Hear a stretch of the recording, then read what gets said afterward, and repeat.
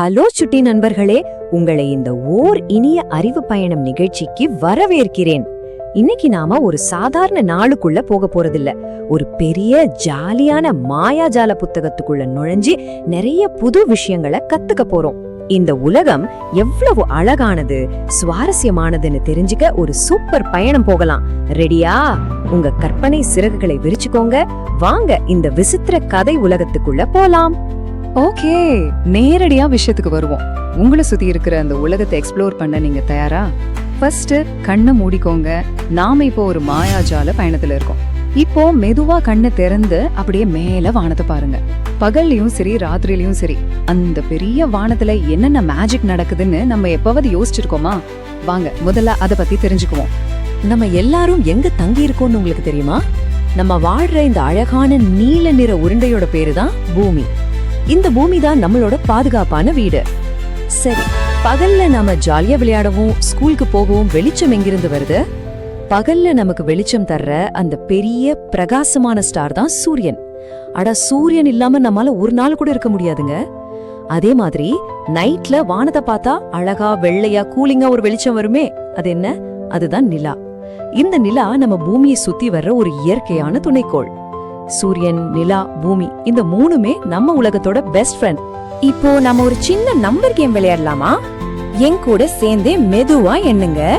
1 2 3 4 5 6 7.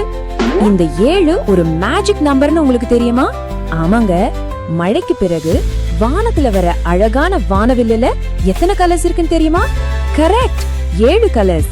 விப்ஜியான்னு சொல்ற அந்த 7 நிறங்கள் தான் வானவில்ல இவ்ளோ அழகாக்குது. அது மட்டும் இல்ல, ஞாயிறிலிருந்து சனி வரைக்கும் ஒரு வாரத்துல எத்தனை நாட்கள் இருக்கு? அதுக்கும் விடை 7 நாட்கள் தான். இந்த 7ங்கிற நம்பர் இயற்கையோட எவ்வளவு அழகா செட் ஆயிருக்கு பாத்தீங்களா? அடுத்து இது எப்படி இன்னும் பெருசாகுதுன்னு பாப்போம் வாங்க. அடுத்த முக்கியமான நம்பர் 12. பல வாரங்கள் சேர்ந்தா மாசங்களா மாறுது இல்லையா?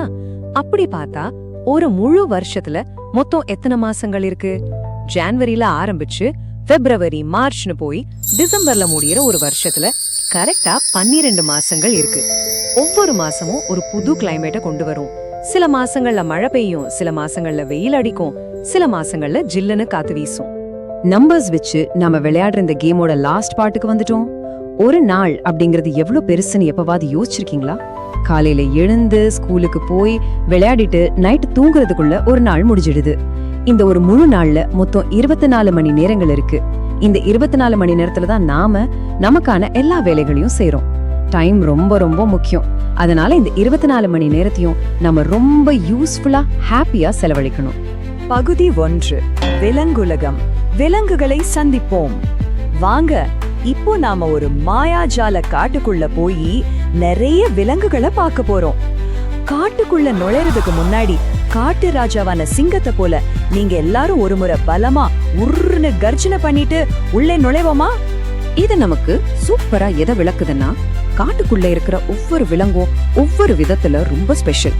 உதாரணத்துக்கு இங்க இருக்கிற 2 பெரிய விலங்குகளை பாருங்களே. நிலத்துல வாழ்ற விலங்குகளிலேயே மிகப்பெரிய விலங்கு எது தெரியுமா? பெரிய காதுகளையும் நீளமான தும்பிக்கையும் வச்சிருக்கிற நம்ம யானை தான்.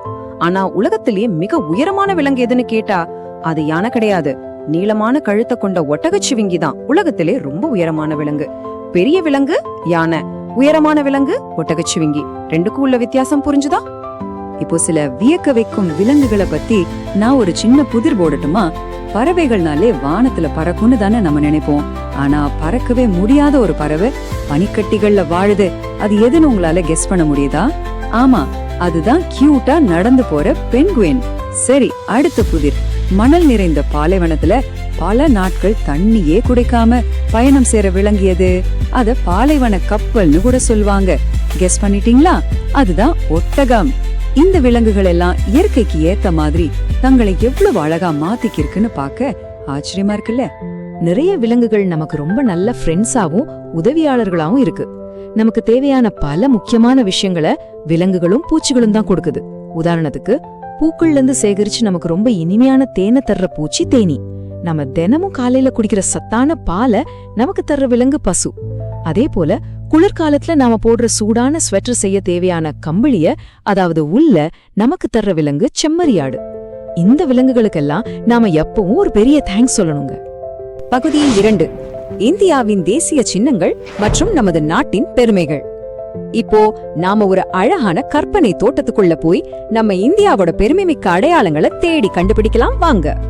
இப்போ இதுல ரொம்ப சுவாரஸ்யமான விஷயம் என்னன்னா, நம்ம நாட்டோட பல பெருமைகளை நாம ஒரே இடத்துல பார்க்க முடியுது. நம்ம இந்தியாவோட தேசிய விலங்கு ரொம்ப ஸ்ட்ராங்கான புலி. மழை வரும்போது தோகை விரிச்சு ஆடுற அழகான மயில் தான் நம்மளோட தேசிய பறவை. சேத்துல பூத்தாலும் ரொம்ப அழகா சிரிக்கிற தாமரை நம்ம தேசிய மலர். உங்க எல்லாருக்கும் ரொம்ப பிடிச்ச செம்ம டேஸ்டான மாம்பழம் தான் நம்ம தேசிய பழம். அப்புறம் பறவைகளுக்கும் மனுஷங்களுக்கும் பல வருஷங்களா நிழல் தர பெரிய ஆலமரம் தான் நம்ம தேசிய மரம்.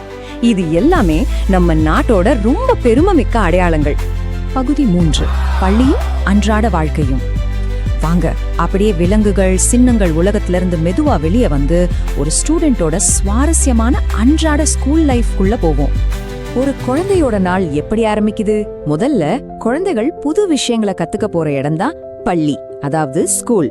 பள்ளிக்கூடத்துல தான் நாம உலகத்தை பத்தி நிறைய தெரிஞ்சுக்கிறோம். அதுக்கப்புறம் நிறைய புத்தகங்களை காசு கொடுக்காம ஃப்ரீயா எடுத்து படிக்க நாம நூலகம், அதாவது லைப்ரரிக்கு போறோம். ஸ்கூல்லயும் சரி வீட்லயும் சரி நோட்டு புத்தகத்துல நாம அழகா எழுதுறதுக்கு எதை பயன்படுத்துறோம்?